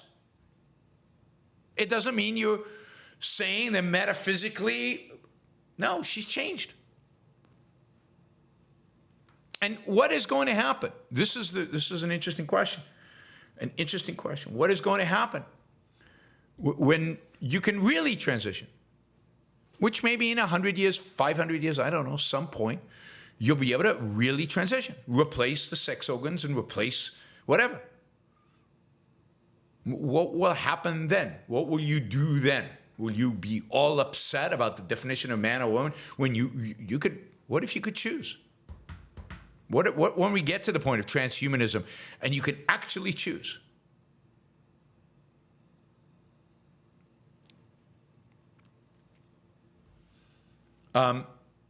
Is that going to be destroy your worldview? Is that going to destroy your life? Yeah.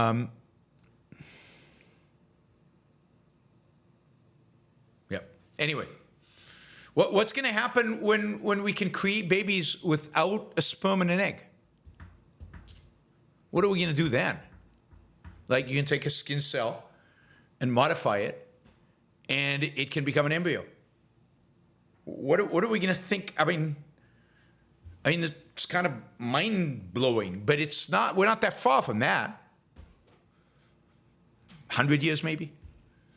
But so that, what is the issue here? What is the issue? I mean, are we as long as we hold that there is identity.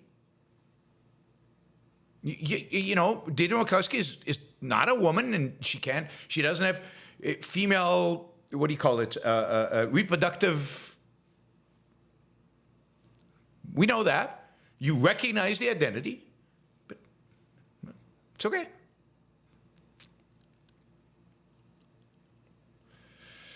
All right. I just think, just lower the tension. I think somebody cutting off their penis and doing that is eerie and weird and horrific. To mutilate yourself in that way, there's something really wrong. And we certainly shouldn't glamorize this. But am I going to treat that individual badly because of it? Not if they have values to provide. So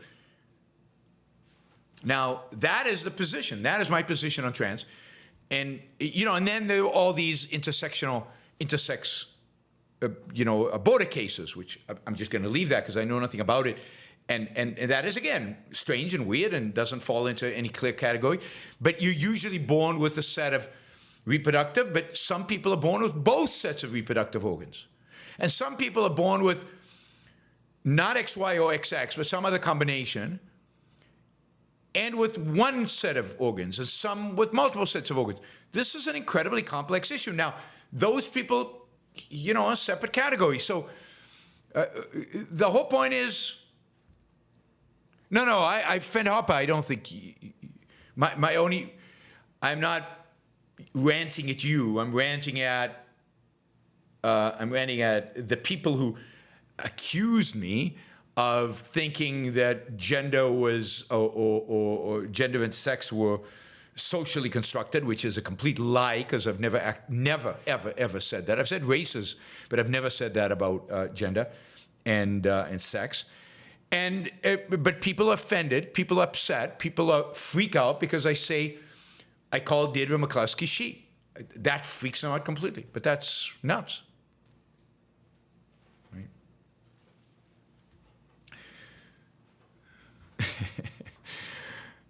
No worries, Fend Hopper. I was not targeted at you at all. At all. You just stimulated, you stimulate the subconscious and it feeds you stuff. And you stimulated the rant, but the rant wasn't targeted at you. All right, not your average algorithm. Part one. One of my hesitations for embracing objectivism when I first read it was Rand's assertion that need is not a standard. I thought to myself, well, what if I'm in need? People won't feel morally obligated to help me out. Do I really want to advocate a philosophy that will place me in a compromised position? What was your conclusion? Because the reality is, need does not place an obligation on them to help you. And that should, in many respects, liberate you. I need to take care of myself. I need to make sure I don't put myself in a position where I'm needy in that sense. I need to be productive. I need self-esteem. I need these things, and I need to figure it out myself. It sets you on the path of individualism. It sets you on the path of achieving the right kind of values. As soon as you bring in other people have a moral obligation to take care of me in any way, you're undermining your self-esteem, you're undermining your motivation to be productive, you're undermining your ability to be happy. So the sooner you can eradicate that idea, that thought, the better. So, yeah, I mean,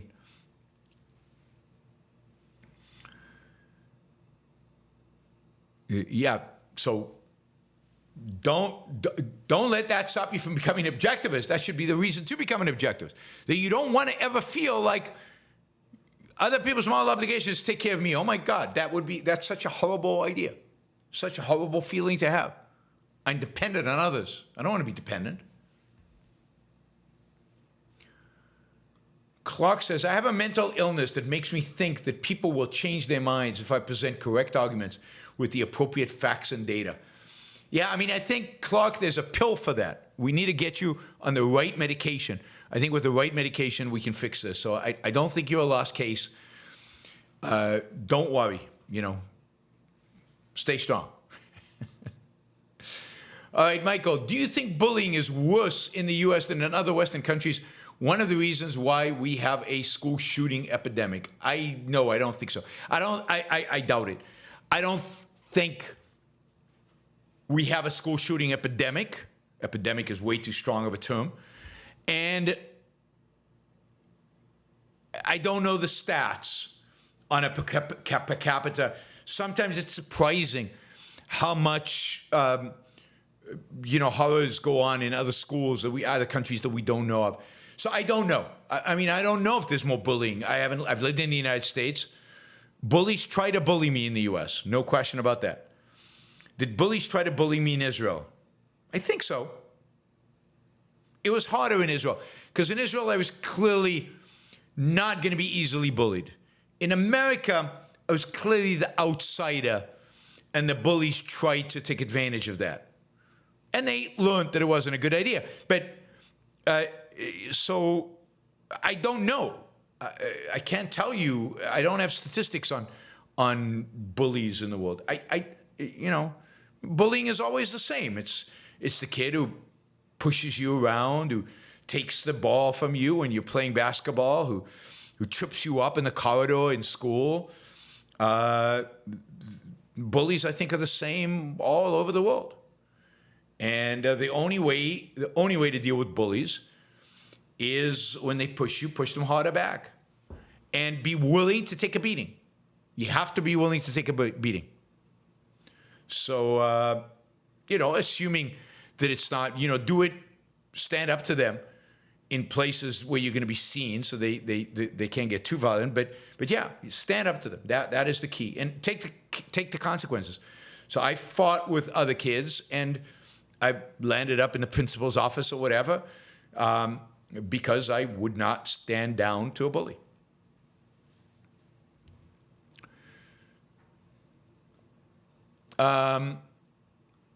Were there any other geniuses in Ayn Rand's family? I don't know.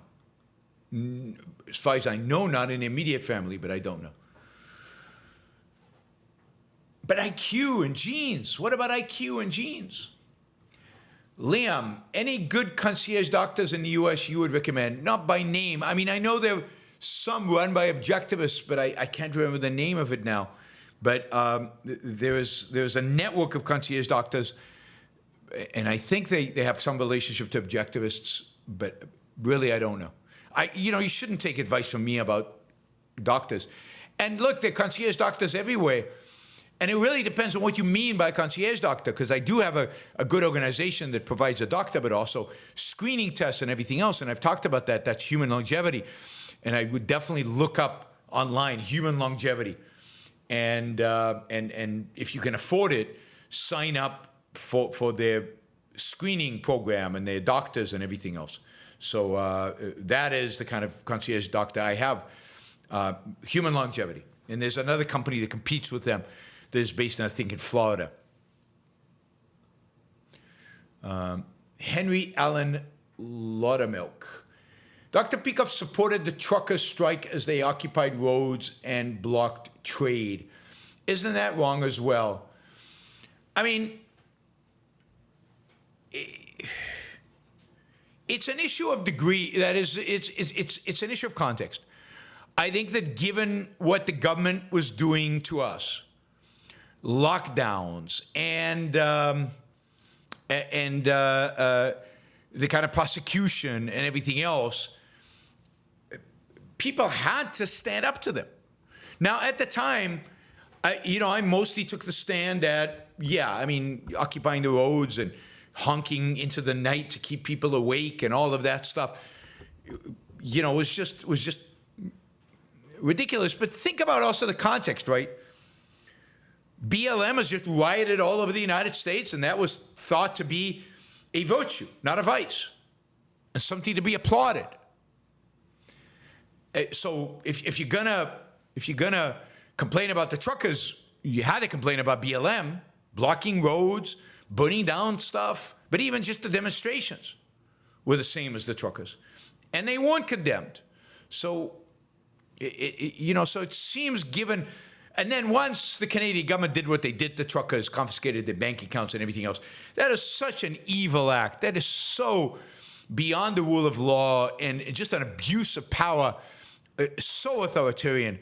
Then I completely understand the truckers, and I completely understand Peikoff and anybody else who supported them. We live in a mixed economy. It's very hard to get the balance right, because we're out of balance. We're out of sync.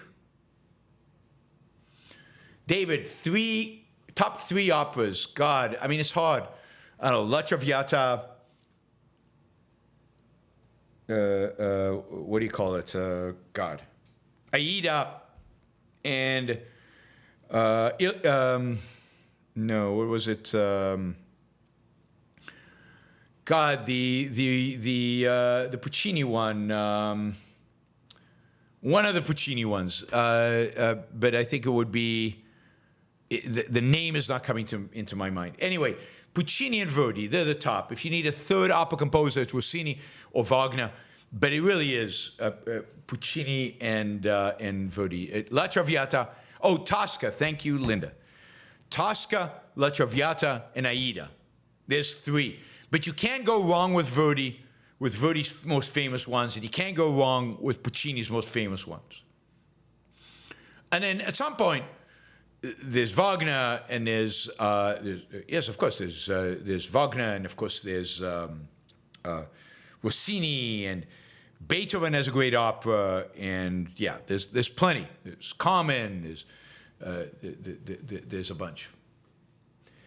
There's Gounod's Faust is amazing. Is NAFTA why Republicans turned away from free markets? No. They turned away from free markets when they turned away from freedom, when they became somewhat mindless, when they became nativists.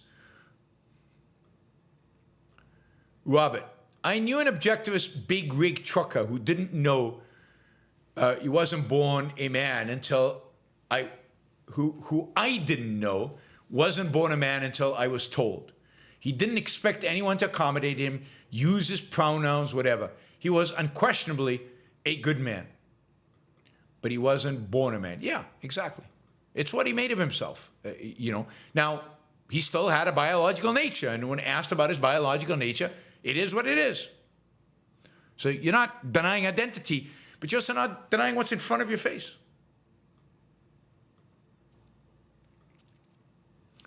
Andrew says, what is the essence of why you think Trump is an existential threat to America, but Kamala isn't? I mean, it boils down to something like this. Let's say Trump wants to do something, he signs an executive order, and the Supreme Court overturns it, and Trump does what I think J.D. Vance said once that should be done, or was it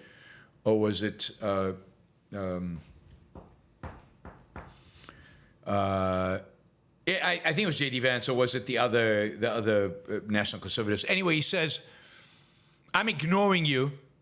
I'm telling the government to ignore you. Come enforce it. And I don't believe Kamala Harris would do that.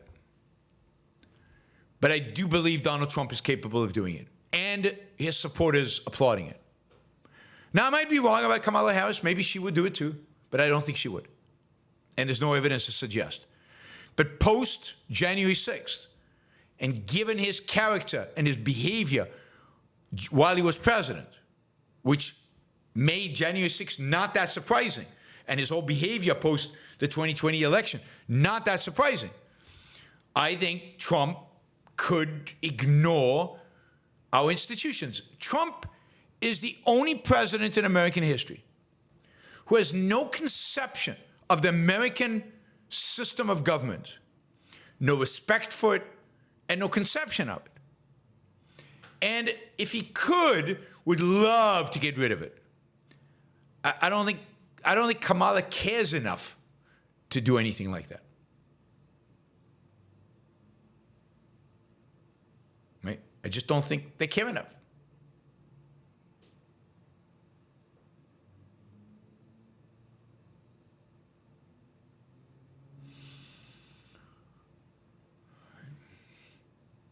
By the way, in the trans issue, I'm sure there are obnoxious trans. We know that.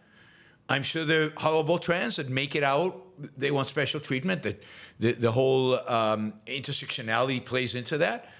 They make it into a political statement that push it into your face. I don't believe children should ever be transitioned. I think it's child abuse to transition children. So yeah, but some people who transition are good human beings. And you want to make fun of that, Chandler? It's just dumb.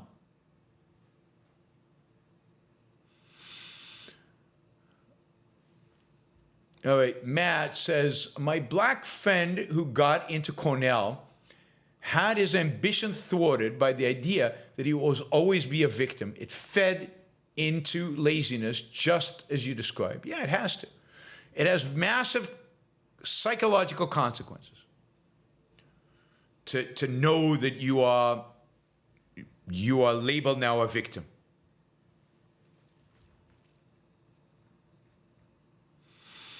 Well, I mean, you have to be careful on the kind of cynical statements you make on my channel, Chandler. I apologize officially for misunderstanding you. Obviously, I did. I apologize. All right. I take it back, Chandler.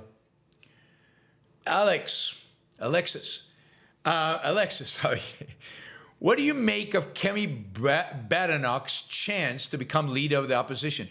You know, I'm not engaged enough in British politics to really know, but from the little I've read, I think she has a good chance. And as I've told you in the past, I have said on the show, I like Kemi. I've met her. She knows who I am. We've communicated via Twitter chat. And I hope she does it. I hope she is. And but I don't know what the chance is. It's hard to tell how on what the Conservative Party focuses on in choosing its leader. She is very combative. She's very well spoken. She fits the role of leader of the opposition very, very well. And I think she would be great. I think she would be great. Andrew, is a connection between individualism and respectful behavior? Yes. Respectful behavior means treat the opposite party as an individual and as a potential value, not necessarily a value, but a potential value until proven otherwise. Seems that people who lack maturity and lash out at others are collectivists. Yes. They feel like their self-esteem is being threatened. Why? I don't know. I mean, it's a psychology of a collectivist. They have no self-esteem. Their self-esteem doesn't really exist. That's the problem. So they view everything in terms of groups because whatever positive they feel about themselves, they feel because of their belonging to a group, not because of who they actually are. Who they actually are. All right, guys. Thank you. Really appreciate the support. Thanks for all the super chatters. I think we matched the super chat to the time that we have right now. We haven't. We're short for the full 3 hours, but we're not going to make the full 3 hours. I will see you all tomorrow. Tomorrow is going to be at 3 p.m. as well. So we will go to 3 p.m. tomorrow with a hard stop at the 2.5 hour mark. I've got a meeting then. And have a great rest of your week. If I don't see you, Shazbot says, the German reputation for brutality is well-founded. Their uppers last 3 or 4 days. Blackadder goes forth. That's right. That's pretty good. So again, quote, the German reputation for brutality is well-founded. Their uppers last 3 or 4 days. He's talking about the cycle, the ring cycle of Wagner's. So, and that's from Blackadder season 4, I believe. All right, everybody. I will see you tomorrow. Bye.